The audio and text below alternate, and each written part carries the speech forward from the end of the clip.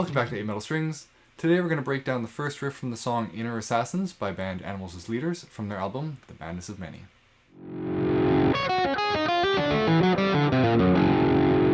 Alright, let's take a look at why this riff is so hard.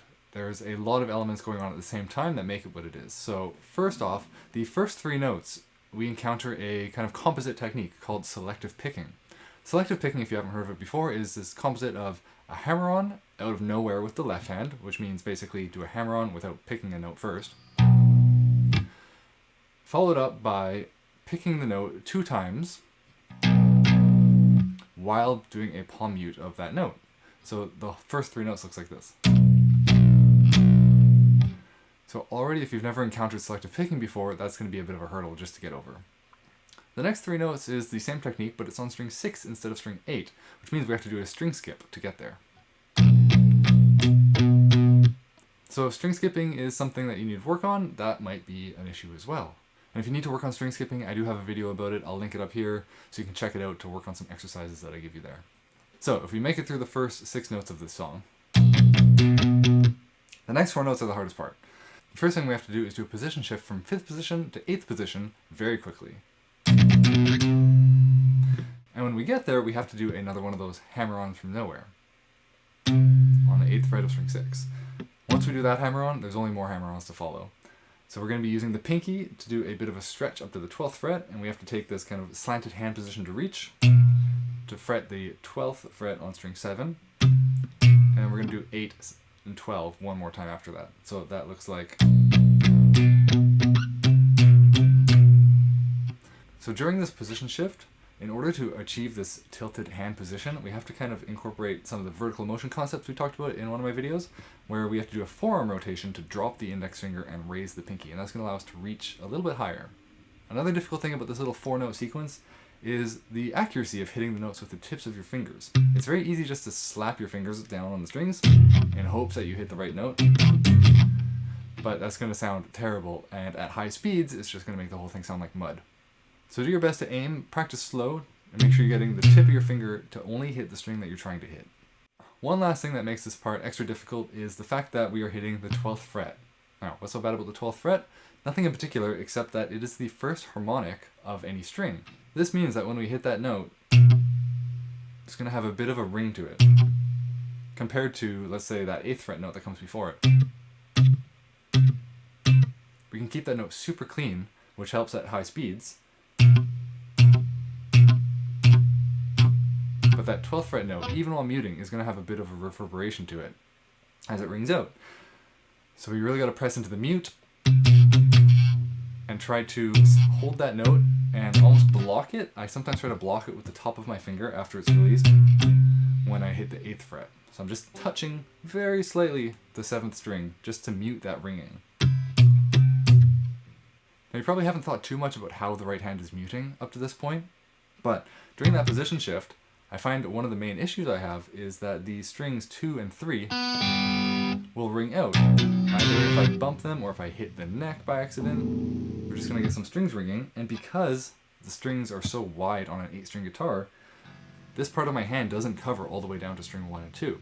So, a little trick that I can give you is hook your pinky into string number 2 or 3, depending on which strings you're having the most issue with, and try to use the knuckle to mute the string below it, and that way you'll have a little bit more control over those ringing notes.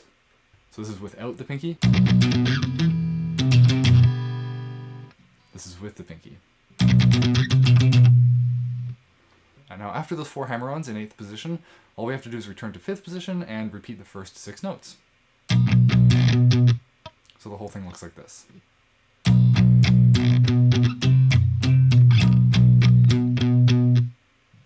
Now we move into the second half of this riff.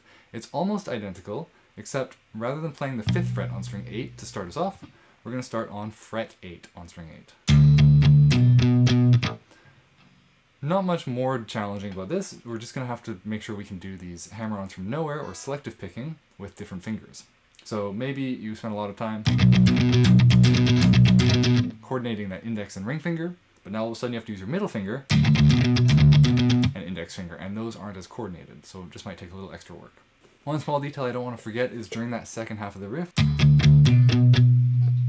By having to play this note on the 7th fret with the index finger, that sets you up for a repeated finger where you have to go up to the 8th fret. So essentially you're doing 2 hammer-ons in a row with the same finger, which at high tempos is very challenging.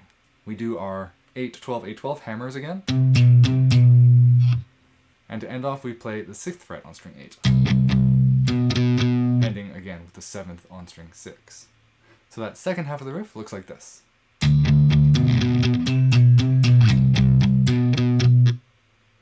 So the whole thing slowly is as follows. And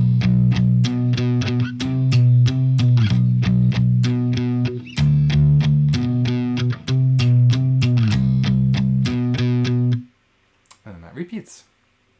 Alright, let's just take a quick second to talk about the rhythm, because as if the techniques were not hard enough, the rhythm can throw you for a loop as well. We have groupings of 3-3-2, 2-3-3. Let me show you what I mean. The first note is repeated 3 times. Second note is repeated 3 times. And then we have our first 2 hammer-ons. And that makes 8. So there we have 8 16th notes. So that makes a nice half a bar. If the rhythm was that, it'd be easy enough. Bum bum bum bum bum bum bum bum bum bum bum bum bum bum bum bum. I'm sure we've all heard that rhythm before. It's very popular in pop music and everything, really. But of course, that's not what the guys over at Animals as Leaders do. They reverse it. So we start with the 2 hammer-on, and then we end with the 3s. Now, this rhythm is a little weirder to try to do, especially when you do it up to speed. So I have a metronome here going at 100 beats per minute. Let's just see what the rhythm sounds like with a beat.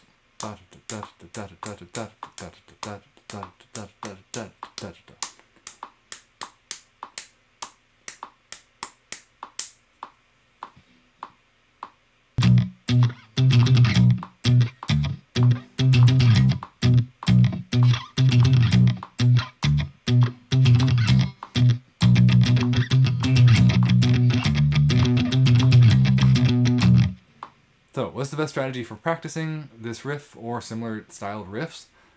Slowly, cleanly, with a metronome, and with patience.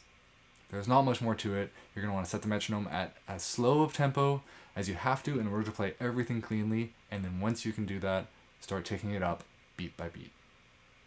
I hope this riff breakdown gave you some insight into what is going on at the beginning of this song. Let me know in the comments if you want to hear a breakdown of the next part of the song or any other riffs that you have in mind that you may be struggling with. If you want to support the channel, you can buy me a coffee at the link in the description. But with that said, that's all I got for you today. I hope you have a great rest of your day, and happy practicing.